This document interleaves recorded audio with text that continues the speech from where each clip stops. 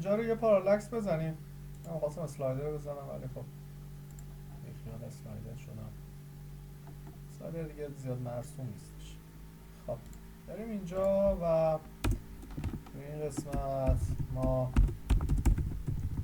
بریم میک پارالاکس رو بزنیم و یه کنترل دی که در واقع پارالاکس یه سکشن یا یه کلاس پارالاکسی رو و بیام اینجا اینا رو من پاک بزنم.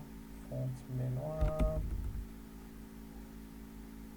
اینا رو فعلا بزن توی حالا بشناسی یا اینو رو چی شاید کپی کرده باشم یا حالا به هر حال پارالاکس ویتس بشه 100% و هیت هم بشه در واقع 100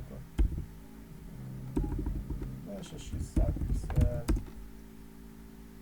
دیگه مدیا کوئری اینا ما نمیخوایم بزنیم یه حواستون باشه قرار نیست سایت رو فول ریسپانسیو در بیاریم. فقط میخوام تو حالت دسکتاپ ببینیمش و اونای دیگه اگه میخواد انجام بده خودتون میتونید در واقع برید در واقع یه دونه تمپلیتی حالا دانلود بکنید ازش استفاده کنید. خب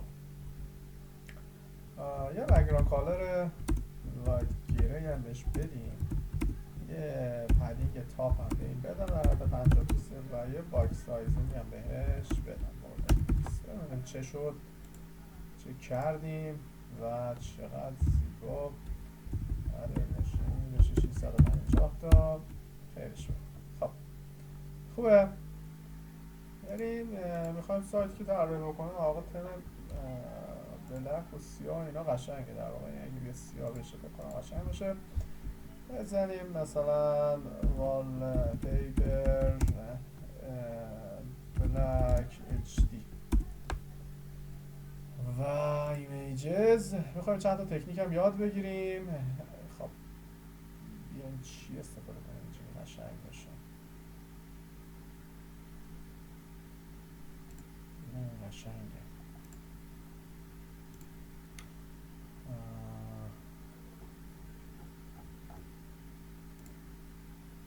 دسکتاپ بزنم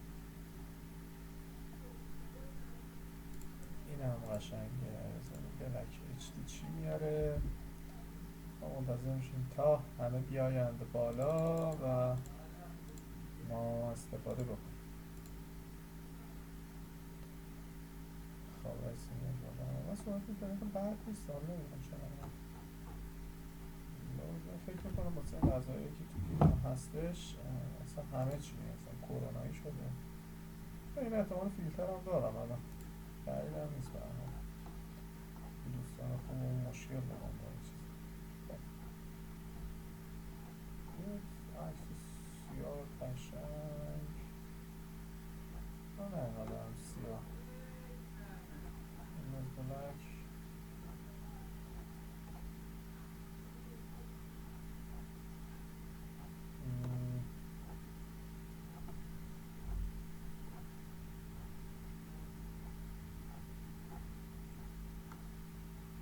این هم قشنگ.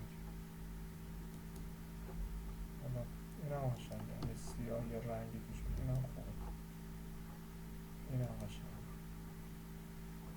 حالا هرچی حالا هر کدوم در واقع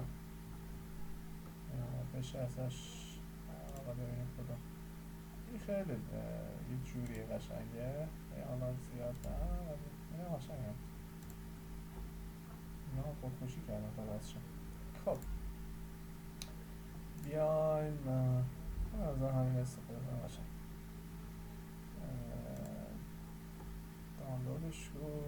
دانلودش بکنیم و این رو من میخوام به عنوان والپیپر اینجا قرار بدم ولی میخوام تکنیکی رو پیاده بکنم که ذهنم باشه. میخوایم CSS رو هم یه کاری بکنیم توی PHP قابل استفاده کردن باشه. خب این زیاد دیگه نمیتونم باشه البته اینم میتونه قشنگ باشه. حالا من از خیرش میذارم دیگه. این هم خوب بود. این هم قشنگ بود. این هم پایین تر نرفتم. این هم حالا به هر حال خب این هم بد نیست. این هم بذارید دانلودش بکنیم. بهش نمیاد در واقع بد باشه. خب دو تا عکس در واقع داشته باشیم. من این رو میکشم بیرون و منتظر میشم تا لود بشه. خب بیایم اینجا و این عکس زیبا رو یه کنترل C بزنیم و من نگاه کنید تو ایمیجز دارم اینها رو جدا میکنم. این رو اسمش رو می‌نویسم پارالاکس. بعدا میفهمید چرا من این کار رو و این عکس رو اینجا قرار میدم و به این شکل قشنگه. اما بعد این هنریه یه جوره. خب دیگه نریم اینجا این رو بذاریم. میخوام توی در واقع پارالاکس بیام اینجا به صورت این لاین بنویسم. بعدا میفهمید برای چی. بعدا درک میکنید و کلا یه دفعه هم بزنید این کامپیوتر بعدا یاد میگیره تو همه فریمورک ها و تو همه زبان برنامه‌نویسی این رو میشه پیاده‌اش. همین میگم بک‌گراند URL و URL اون کجاست؟ در واقع ایندکسه. شما در جا دسترسی دارید به ایمیجز. ببخشید شما تو ایندکس هستید. این رو تو دو نقطه میذاریم و لیست و ایمیجز و پارالاکس و ایشون. حالا اسمش بزرگ اشکال نداره. میام اینجا برمیگردم میگم سنتر no repeat fixed و یه داره دیگه هم مقدار داشت به نام background در واقع background size به نام cover. همین میام اینجا الان یه رفرش بکنم میبینید که اینجا به صورت کاور قرار گرفته. میبینید خب خیلی شق القمر نشد ولی بعدا نشد. از اون عکس دیگه هم اینم خوبه. حالا ما هم رفتیم سراغ یه چیزی که حتی این رنگش خیلی تنده چشو میزن.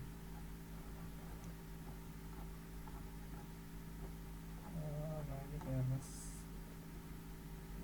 خوبه. حالا تو سیاه یه رنگ تضاد هم بیاد قشنگ میشه. این هم امتحان بکنیم. خیلی میزنید چشم همینطور خیلی چیپ بود. نه خوب. خب حالا این رو هم امتحان میکنیم. حالا ببینیم چه شکل. مثلا دوتا میذارم ولی خب در واقع دست شما باز هستش. هر وقت بخواید این عکس رو میخوایم داینامیک کنیم. خب وسطش میخوام یه در واقع چیز بذارم. این رو هم بگیرم یه امتحانی بکنم. این رو هم بنظرم اینجا این رو هم یه کنترل C بزنم. ببخشید من این رو واسطوری دارم میذارم که یه دونه تمپلیت خوب درست بکنم یادا زیاد بد نباشه. خب بیاد اینجا و به این شکل در واقع بیاد و کنترل رد بود اگه اشتباه نکنم ایشون بود و بیایم یه رفرش بکنیم. نه قبلی مقدار با رنگ اینجا هم میخوند. عوضش بکنیم.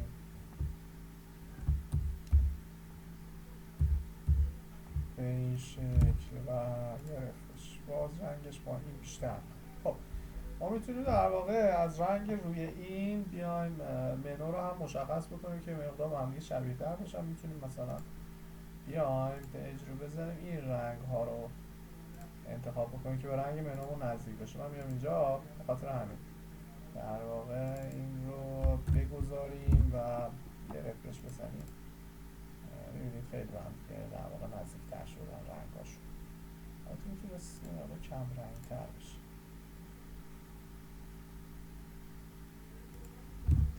خب بیایم اینجا خیلی پررنگ بشه. خب بهتر شد. خب بریم وسطش رو هم درست بکنیم.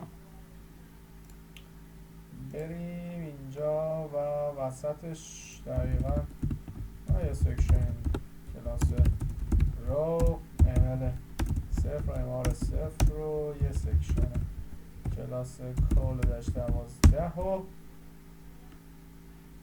و حالا مثلا یه پدینگ تاپ 5 هم بدیم.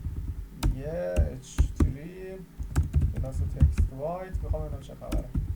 یه لورن و به این صورت میدیم. خب 5 تا کم پدینگ من میام و یه کلاس پدینگ 6 هم اضافه میکنم. پدینگ تاپ پی تاش تی در واقع پی تی 6 میذارم و پدینگ تاپ 50 پیکسل رو بهش میدیم. یعنی میام اینجا و یه کلاس پی تی خود میتونی اضافه کنید یا چیز سخت بیشتر میکنم. 50 تو کم بود بکنم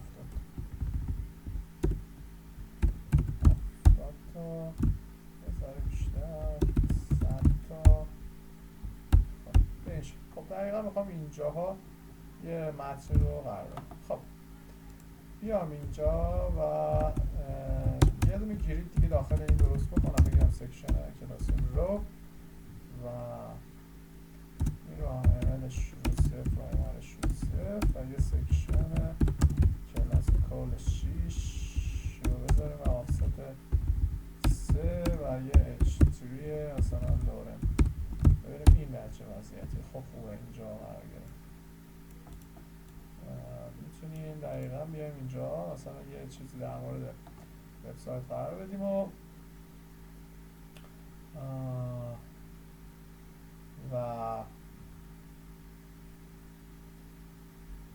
روش رو تعریف کنیم. مثلا بگیم h3 مثلا برگردم بگم شعار وبسایت ما در این قسمت قرار میگیرید همچه چیزی. خب و کلاس در واقع تکست وایت رو هم بهش میدیم. بهش خب یه 12 بهش بدیم چه وضعیتی داره. خب این رو هم میتونستیم در واقع تکست سنتر رو هم بهش بدیم. این هم اینجا بیاد دقیقا وسط. خب خوب شد. اینجا یه دونه ایراد هم داره به ما میگیره. میگه که من انجین استایل سی اس اس رو نمیشناسم. راست میگه.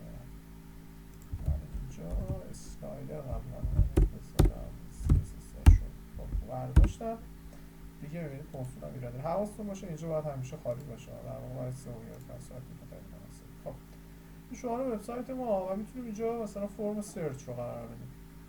اوکی در واقع بیاد فرم سرچتون اینجا قرار بگیره و هر کی دلش ما سرچ کنه یه سری متن قرار بدیم. من ترجیحم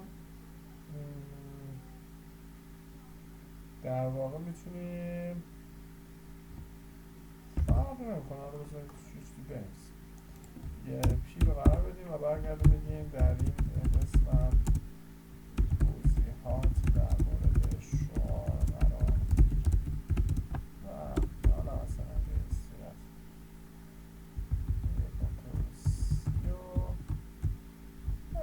در 7-8 تا مقدار این کلاس ما داشتیم نداشتیم در واقع به نام تکست وایت بهترینه. تکست سنتر اینجا جواب نمیده جاستیفای ولی خب فارسی نیست.